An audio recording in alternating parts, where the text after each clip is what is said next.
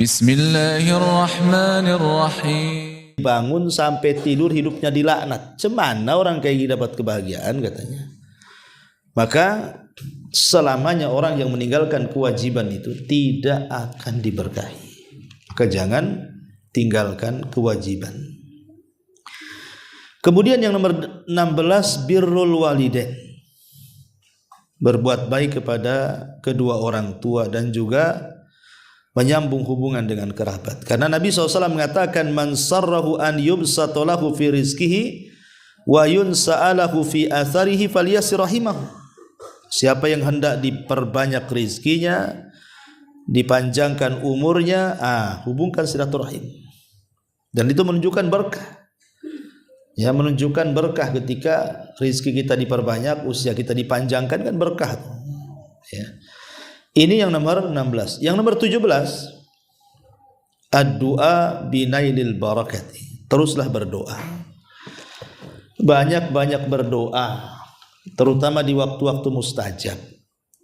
Ya Allah, berkahilah hidup saya, suami saya, anak-anak saya, harta saya. Terus begitu berdoa, minta berkah. Karena doa itu silahul mukmin, senjatanya orang yang beriman. Kemudian yang nomor 18, biasakan mengucapkan salam bu kalau masuk rumah tuh. Ustaz di rumah nggak ada siapa-siapa, apa perlu mengucapkan salam? Perlu.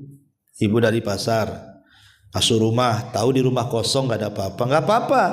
Assalamualaikum, itu ya. Nggak ada yang jawab Ustaz, nggak apa-apa. Kalau ada yang jawab masalah nanti. Ya. Ada malaikat. Malaikat kan ada di rumah kita. Mereka yang jawab.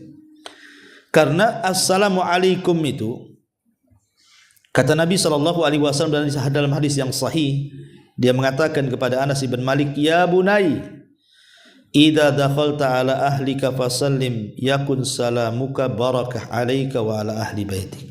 Hei anakku, kata Rasul kepada Anas, kalau kau masuk rumah, salam ya. Karena salammu adalah berkah bagimu dan bagi keluargamu. Lihat bagaimana salam ini mau berkah. Kemudian yang ke-19, husnul khuluq wal birru ma'an nas. Jadi hilangnya berkah adalah adamu husnul khuluqi, tidak baik akhlaknya dan tidak banyak berbuat baik kepada manusia. Karena orang yang tidak baik akhlaknya bu, pasti tidak disukai orang bu. Pokoknya ibu suka mencaci, memaki, melaknat gitu kan, suka nyakiti orang. Pasti orang yang disakiti itu pasti akan mendoakan keburukan kepada ibu kan. Mati aja lah ibu itu. Kenapa? Aduh, sakit aku katanya. Kenapa sakit? Tah omongannya itu katanya. Aku digigit tawon aja masih tahan katanya. Itu omongan dia, seminggu nggak sembuh-sembuh katanya. Repot bu kan. Dilaknat akhirnya sama orang kan. Didoa-doakan mati, didoakan hancur. Cemana hidupnya berkah coba. Tapi kalau akhlaknya baik bu, masya Allah. Jangankan hidup, mati aja dipuji-puji orang. Sayang ya. Itu orang baik loh. Kenapa? Apa memang orang baik memang cepat mati ya? Nggak ada gitu ibu ya. Ya. Kenapa nggak tetangga sebelah aja tuh yang mati itu? Kenapa? Wah itu pantas untuk mati. Tapi kok tak mati-mati pula katanya. Subhanallah kan. Ya jadi ini penting bu. Akhlak yang baik itu membawa berkah. Kemudian juga yang nomor 20. Adamu husni tadbiril waqti wa tanzimi mimma yuaddi ilal barakati fi. Tidak menata waktu. Ibu hidupnya serabutan bahasanya. Kalau ibu bisa menata waktu, ibu saya harus bangun nih. 2:30 saya harus bangun. Pasang alarm. Bangun. Kemudian nanti selepas subuh saya nggak akan tidur, baca Quran. Nanti jam sekian nanti saya harus sholat duha. Nah, gitu maksudnya menata waktu. Ini kalau orang menata waktu bu, berkah hidupnya. Tapi kalau orang serabutan hidupnya, ya waktu itu ya datang pergi ya seolah-olah nggak ada faedah bagi dia. Pada Allah Subhanahu wa taala banyak bersumpah dengan waktu dalam Quran itu. Sebenarnya waktu itu sesuatu yang sangat luar biasa bagi seorang mukmin. Karena lewat saja satu hari tidak bisa dibalikkan. Sementara satu hari yang akan datang belum tentu kita dapat. Yang memungkinkan ya sekarang ini yang kita hadapi. Kira-kira apa yang bisa kita lakukan? Ma'asyiral muslimat yang dimuliakan Allah Azza wa Jalla. Ini yang ke-20. Yang 21. Ziaratil ahli wal asdiqa. Biasakan berziarah, mengunjungi keluarga, kerabat yang dekat-dekat lah kan ya. Karena ini bagian daripada silaturahim, dan tadi keutamaan silaturahim menambah harta dan juga usia. Kemudian yang nomor 22, ta'wid, adamu ta'widil lisan ala kathratil hamdi wa syukri lillahi ala ni'amihi allati la tu'addu wa la tuhsa bil istimrar. Tidak membiasakan lisannya memperbanyak alhamdulillah wa syukru ala ni'matihi, dan syukur kepada nikmat. Jadi kalau bisa Bu, apapun Bu, ucapkan alhamdulillah. Sedikit banyak alhamdulillah. Ibu sakit, alhamdulillah. Ibu sehat, alhamdulillah. Ibu susah, alhamdulillah. Ibu senang, alhamdulillah. Ibu seret, alhamdulillah. Ibu lapang, alhamdulillah. Alhamdulillah ala kulli hal. Katakan alhamdulillah. Karena orang yang suka membaca alhamdulillah ini mendatangkan berkah. Gimana Ustaz? Masa sakit alhamdulillah, susah alhamdulillah. Bukan alhamdulillah karena sakitnya, bukan alhamdulillah karena susahnya. Maksudnya alhamdulillah karena sakit itu karena kita memandang orang lain. Alhamdulillah, saya kan baru sakit gigi Ustaz, tetangga ginjal, gitu maksudnya kan. Itu maksudnya mensyukuri nikmat yang masih ada. Alhamdulillah ya suami saya masih bisa bekerja lah walaupun kena PHK. Itu yang sebelah itu udah 5 tahun tak kerja-kerja tuh. Jadi kita bersyukur, maksudnya seperti itu. Itu yang dimaksud mengucapkan memperbanyak alhamdulillah itu. Kemudian juga memperbanyak hilangnya berkah itu karena adamul amanati wasidqi, hilangnya amanah dalam keluarga, hilangnya kejujuran dalam keluarga. Ketika suami sudah tidak amanah menjadi kepala rumah tangga, ketika istri sudah tidak amanah menjadi istri, tidak tahu hak dan kewajibannya, ketika kemudian anak-anak yang merupakan titipan juga dibiarkan tidak ada amanah untuk menjaga mereka, mendidik mereka, membesarkan mereka dan begitu seterusnya, atau harta yang dititipkan juga tidak amanah dengan tidak memberikan sedekah, hak sedekahnya, hak zakatnya dan begitu seterusnya, pokoknya tidak amanah. Nah, ini hilang berkahnya. Kemudian juga yang nomor 24, at-ta'amul birriba, banyak memakan harta riba. Kalau di dalam rumah itu banyak makan riba Bu, bermuamalah dengan riba, itu hilang berkahnya tuh. Makanya Allah Subhanahu wa taala ketika bicara soal riba, Allah mengatakan apa? Yamhaqullahu riba wa yurbis shadaqah. Allah akan menghilangkan berkah riba dan Allah akan memberkahi sedekah.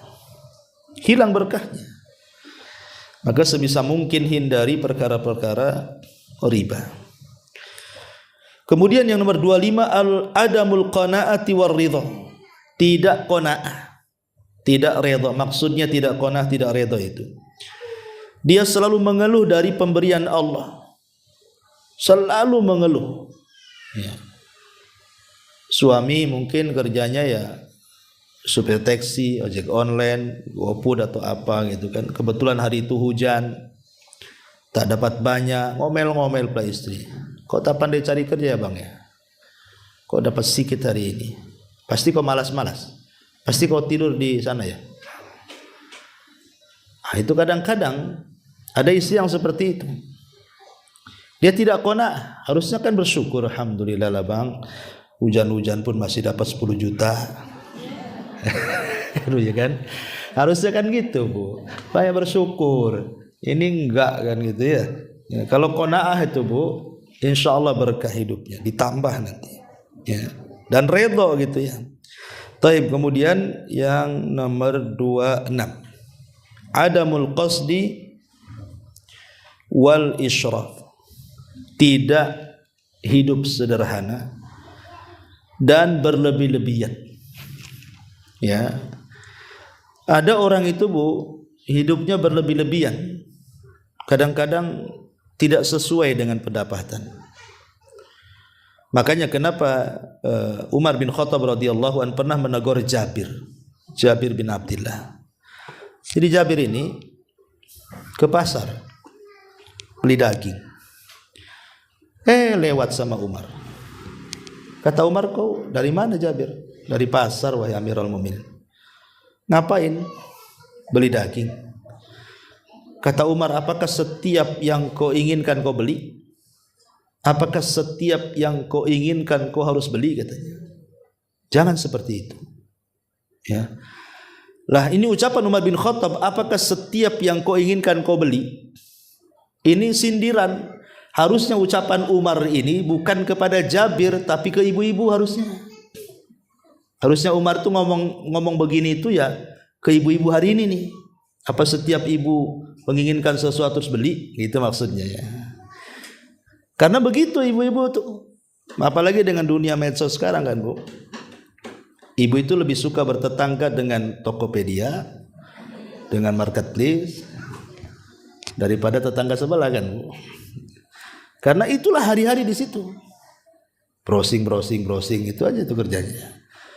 Akhirnya setiap yang dikehendaki mulai berpikir tuh. Harga cocok enggak nih? Bahan dah cocok. Mulai dia pikir, nguras otak gitu kan, ngumpulin duit. Tidak semua yang kita inginkan harus dibeli, Bu. Betapa banyak sesuatu yang kita inginkan kemudian kita beli, nyesal pula belakangan. Dan pernah saya alami, Bu, dulu gitu ya. Kadang-kadang dulu waktu saya masih muda, sekarang muda juga. Maksudnya dulu waktu suka dengan sepeda motor tuh, Bu. Saya udah ada sepeda motor dulu, suka pakai sepeda motor laki-laki itu GL Pro tuh. Tahu ada motor baru, ya GL Max tuh nggak salah itu. Pada susah lah cari duit itu. Akhirnya terpaksa saya jual tukar tambah. Rupanya masih enak GL Pro, nyesel tuh. Nyeselnya luar biasa waktu itu. Kenapa? Untuk apa saya beli ini? Saya pernah rasakan dulu kayak gitu kan. Jadi betul lah kata Umar bin Khattab itu. Apa setiap yang kau inginkan kau harus beli? Ya enggak harus beli kan. Lihat kebutuhannya mendesak atau tidak kan itu.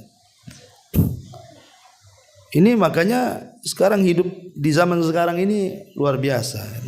Ya. Makanya kenapa hilang berkah? Karena setiap keinginan harus terpenuhi. Padahal itu tidak mencerminkan kesederhanaan yang ada, kemudian israf berlebihan. Kemudian yang nomor 27. Adamud du'a wal luju ilallahi azza wa jalla. Ya. Sedikitnya berdoa dan kembali kepada Allah Subhanahu wa taala. Maksudnya ketika kita ini banyak masalah itu harusnya kita introspeksi kan, Bu. Kalau ibu ada masalah itu harusnya kan lebih dekat kepada Allah. Lebih rajin lagi doanya, lebih rajin lagi sholatnya, lebih rajin lagi puasanya, lebih rajin lagi zikirnya, kan begitu, Bu ya. Supaya persoalan itu hilang nanti, diurai. Yang ada enggak, kalau ada masalah itu tidur aja ibu. Atau jalan kemana gitu kan. Salah, kalau ada masalah harusnya perbanyak ibadah. Makanya Nabi SAW satu hari keluar, entah siapa yang melangkahkan kaki Nabi tiba-tiba menuju ke masjid. Di luar jam sholat di waktu duha, nggak ada orang di masjid. Tiba-tiba dalam masjid itu ada seorang sahabat namanya Abu Umamah sedang berdoa dengan khusyunya di hadapan Allah Subhanahu wa taala. Maka Rasul bertanya, Abu Umamah, ini kan bukan waktu sholat, ngapain kau di masjid? Kata Abu Umamah, humumun lazimatni wa duyunun ya Rasulullah. Stres wahai Rasul, banyak hutang wahai Rasul. Tapi lihat bagaimana Abu Umamah. Dia tahu dia sedang stres, dia tahu dia banyak hutang. Dia enggak kemana-mana, dia tahu yang bisa menyelesaikan Allah, makanya dia ke masjid. Dia berdoa di situ. Tiba-tiba doanya dikabulkan, digerakkan Rasul yang tidak ada niat ke masjid jadi ke masjid untuk menemui Abu Umamah. Kemudian Nabi SAW mengatakan, ya Abu Umamah, mau enggak ku ajarkan kepadamu beberapa kalimat. Kalau kau baca di pagi hari dan kau baca di sore hari, ku pastikan stresmu hilang, hutangmu terlunasi gitu. Kata Abu Umamah, oh senang kali Rasul, ajarkan kalimat-kalimat itu. Maka Rasul SAW mengajarkan, idza asbahta wa idza amsayta faqul Allahumma inni a'udzubika minal hammi wal hazani wa a'udzubika minal ajzi wal kasali wa a'udzubika minal jubni wal bukhli wa a'udzubika min ghalabatid daini wa qahri rijal. Katakan ya Abu Umamah di pagi dan sore hari, ya Allah, aku berlindung dari kesedihan dan kegalauan, aku berlindung dari kelemahan dan kemalasan, aku berlindung dari kepengecutan dan kebakhilan, aku berlindung dari dikalahkan manusia dan dari hutang-hutang. Kata Abu Umamah, semenjak aku amalkan pagi petang, kata dia, demi Allah, dhahabat anni hammi wa qadha anni daini, hilang stresku, terlunasilah hutang-hutangku. Lihat, itulah pentingnya kembali. Kalau kita lagi ada masalah itu kembali kepada Allah, rajin ibadah supaya Allah carikan jalan keluarnya, dan itu bentuk berkah. Ya. Kemudian yang nomor 28, adamu dzikri. Dicabutnya berkah itu karena kita kurang zikir. Bu. Karena Nabi SAW yang mengatakan, mathalu al-bait. Kata Nabi SAW, mathalul baitil ladzi yudhkarullahu fihi wal bait alladzi la yudhkarullahu fihi mithlul hayy wal mayyit.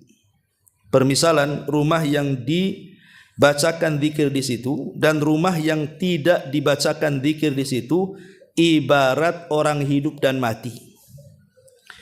Jadi kalau rumahnya banyak zikir, itulah hidup rumah tuh. Kalau rumah itu tak ada zikir, matilah rumah tuh. Jadi banyak berzikir, tasbih, takbir, tahlil, sambil masak, sambil apa aja lah kan. Di rumah kan banyak aktivitas bu, sambil nyapu pun bisa zikir itu. Kemudian yang nomor 29, hilangnya berkah itu bu, karena memelihara anjing. Jangan memelihara anjing, hilang berkah dalam rumah bu. Karena kata Nabi SAW, man amsaka kalban fa innahu yankusu kulla yaumin min amalihi qiratun. Siapa yang merawat anjing, maka setiap hari dikurangi pahalanya 1 qirat. 1 qirat itu berapa bu? 1 gunung Uhud. Kita aja 1 hari dapat pahala 1 gunung Uhud aja belum tentu dapat. Dikurangi sudah jelas. Jadi ngapain cuma memelihara anjing itu? Lucu Ustaz. Ada anjing itu lebih lucu daripada anak saya katanya. Lah kok bisa pula? Ya. Jadi orang-orang seperti ini nggak ada akal. Ya. Buat apa melihara anjing? Kadang-kadang anjing itu bu, harganya gila-gilaan bu. Kalau anjing yang mahal itu, bukan juta-juta, ratusan juta tuh kadang-kadang bu. Perawatannya, pesopnya, macam-macam. Coba bayangkan, kalau dikumpulkan bu, sebulan bisa umroh tuh bu, daripada beli anjing tuh. Ya. Kemudian juga yang nomor 30, ta'liqus suwari fil baiti wassanam. Hindari makhluk-makhluk yang bernyawa dalam rumah, itu gambar-gambar. Ya bu ya, gambar-gambar. Ustaz ini kan foto keluarga, simpan aja lah foto keluarga itu, nggak usah dipajang-pajang. Ya kan bisa ditaruh di album, taruh di lemari, sewaktu-waktu mau nengok kan bisa diambil, Bu. Enggak usah dipajang-pajang, kenapa kan itu? Karena itu salah satunya yang menjadikan malaikat rahmat yang membawa berkah itu tidak mau masuk masalahnya. Apalagi ada rumah itu sengaja, Bu, di depannya itu dibuat kayak gapura. Dibuat di situ patung harimau, patung macan, patung kuda, patung-patung semua di situ. Kan ada tuh orang yang suka patung itu, bertengger semua patung-patung di rumahnya. Ini nggak akan malaikat masuk tuh. Ya, itu nanti nggak berkah rumah kita jadinya. Kalaupun harus buat patung, Bu, jangan patung binatang. Buatlah patung itu kayak buat pohon kelapa gitu kan. Atau apa gunung-gunung tuh apa kan itu. Jangan binatang. Jangan makhluk yang bernyawa. Karena itu menjadikan malaikat enggak akan turun tuh, enggak berkah jadinya. Lah ini di antara 30 penyebab, banyak lagi sebenarnya, ini yang saya ringkas. 30 penyebab tercabutnya berkah di rumah kita. Ma'asyiral muslimat yang dimuliakan Allah Subhanahu wa taala. Tetapi kalau seandainya ibu ini memang diberikan nikmat oleh Allah, alhamdulillah Ustaz, kehidupan saya sih bahagia dengan suami, tidak ada cekcoknya, tidak ada pertengkarannya. Kami pun berkomitmen untuk hidup bahagia. Kami pun teruslah ibadah, ngaji, tanggung jawab sama anak-anak. Harta yang kami makan pun berusaha yang halal. Pokoknya Masya Allah hidupnya enak lah bahasanya kan, Bu. Ya. Walaupun demikian ibu sudah berada di atas kenikmatan, maka menjaga nikmat untuk hilang itu perlu. Dengan cara apa? Lakukan 4 perkara supaya nikmat berkah yang sudah ibu dapati hari ini tidak hilang dan terus bertambah. Lakukan 4 perkara. 1, teruslah bersyukur dan mengucapkan hamdalah. 1, tetaplah bersyukur dan mengucapkan hamdalah. Yang kedua, teruslah beradab dengan zat pemberi nikmat. Beradab dengan Allah, ya, dengan melaksanakan perintah dan menjauhi larangan. Kemudian yang nomor 4, teruslah di atas ketaatan kepada Allah Azza wa Jalla. Kemudian yang nomor 3, teruslah di atas ketaatan. Dan yang nomor 4, jangan lupa bentengi nikmat-nikmat supaya tidak ada yang hasad dengan kita dengan zikir dan doa. Bentengi. Karena kadang-kadang ada tetangga-tetangga itu yang tidak suka kita senang. Ada tetangga-tetangga yang tidak suka kita kaya. Ada tetangga-tetangga yang tidak suka kita harmonis. Ada tetangga-tetangga yang tidak suka anak kita ini pandai-pandai. Kan ada tuh mata-mata hasad tuh. Maka supaya mata-mata hasad, mata-mata dengki itu tidak sampai merusak nikmat kita, maka bentengi dengan zikir, dengan doa, Masya Allah la quwata illa billah, atau apalah zikir-zikir supaya nikmat itu dan berkah itu tetap. Ya, wallahu a'lam. Ini yang bisa sampaikan. Tapi sebelum saya tutup, silakan kalau ada yang bertanya.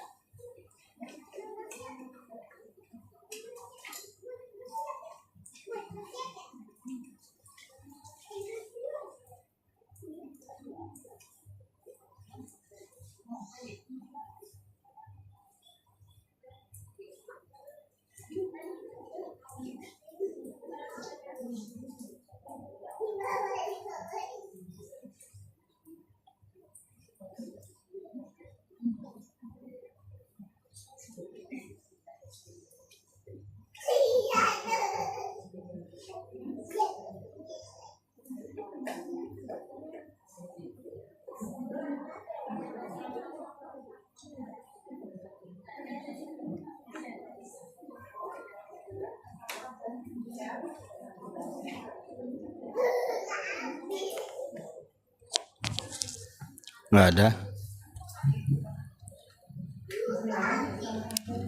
Waalaikumsalam warahmatullahi wabarakatuh. Ya. Ada poin tadi kan kita tidak boleh memelihara anjing, akan hilang keberkahan dari rumah kita. Bagaimana bagaimana dengan memelihara kucing Ustaz? Apakah akan bertambah berkah atau hukumnya mubah? Waalaikumsalam. Apakah memelihara kucing itu bisa membawa berkah? Iya. Bismillah, alhamdulillah. Memelihara kucing tidak ada dalilnya bahwa kalau melihara kucing itu berkah, tidak. Tapi di zaman Nabi SAW ada seorang sahabat namanya Abdurrahman ibn Sakhr. Jadi kalau ke pengajian bawa anak kucing. Jadi anak kucing ini selalu dibawa sama Abdurrahman ibn Sakhr ini. Jadi karena kecintaan Abdurrahman ibn Sakhr kepada anak kucing itu, maka Rasul takjub, ya, sehingga akhirnya memberi nama Abdurrahman bin Sakhr dengan sebutan Abu Hurairah. Abu Hurairah. Hurairah itu kucing kecil. Kalau kucing garong Hirah. Jadi dia suka bawa anak kucing, gitu ya. Intinya bahwa kucing itu, ya, kata Rasul sallallahu alaihi wasallam, fa innaha minat tawafina alaikum. Dia adalah binatang yang suka tawaf di sekitar kalian.